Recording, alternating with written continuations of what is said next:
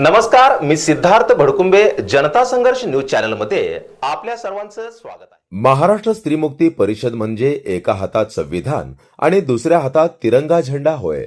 Comrade Lata Bhise. Maharashtra स्त्रीमुक्ती परिषद सोलापूर जिल्हा मेळावा दिनांक 29 नोव्हेंबर वार शनिवार रोजी डॉक्टर निर्मलकुमार फडकुले सभागृह सोलापूर येथे पार पडला. सदर मेळाव्यात प्रमुख पाहुण्या कॉम्रेड लता भिसे या मार्गदर्शनासाठी उपस्थित होत्या.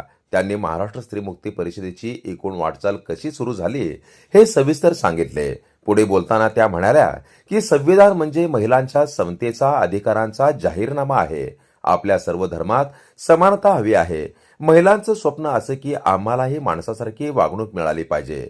स्वातंत्र्य, समता, विविधता, एकजूट ही अत्यंत महत्वाची गोष्ट आहे. दिनांक 20, 21, 22 डिसेंबरला मुंबईमध्ये संपूर्ण महाराष्ट्रातील विविध महिला संघटना एकत्र येऊन स्त्रीमुक्ती परिषद होणार आहे. त्याविषयी सविस्तर माहिती त्यांनी दिली. ॲडव्होकेट सरिता मोकाशी यांनी महिला सक्षमीकरण या विषयावर मार्गदर्शन करीत असताना सांगितले की स्त्रियांनी एकत्र येऊन आपली ताकद वाढवली पाहिजे आणि आपल्या हक्कांसाठी लढले पाहिजे.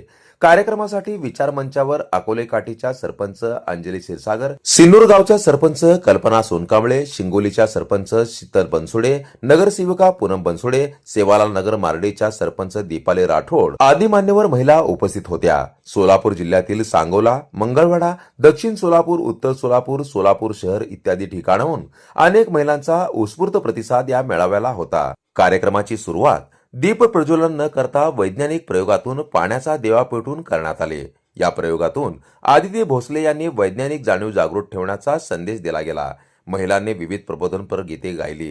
हीच आमची प्रार्थना, या गया साऱ्या सखी, एक हमारी और एक उनकी, सावित्रीची उवी इत्यादी गाणी महिला कार्यकर्त्यांनी म्हटली. डॉक्टर आसमा खान, वासंती मुळे इत्यादी उपस्थित महिलांनी सुद्धा मनोगते व्यक्त केली. कार्यक्रमाचे सूत्रसंचालन रेश्मा कदम यांनी केले तर आभार प्रदर्शन डॉक्टर अस्मिता बालगावकर यांनी केले. जनता संघर्ष न्यूज, सिद्धार्थ भडकुंबे, सोलापूर. तर अशाच नवनवीन घडामोडी पाहण्यासाठी जनता संघर्ष न्यूज चॅनलला लाईक करा, शेअर करा आणि सबस्क्राईब करायला विसरू नका.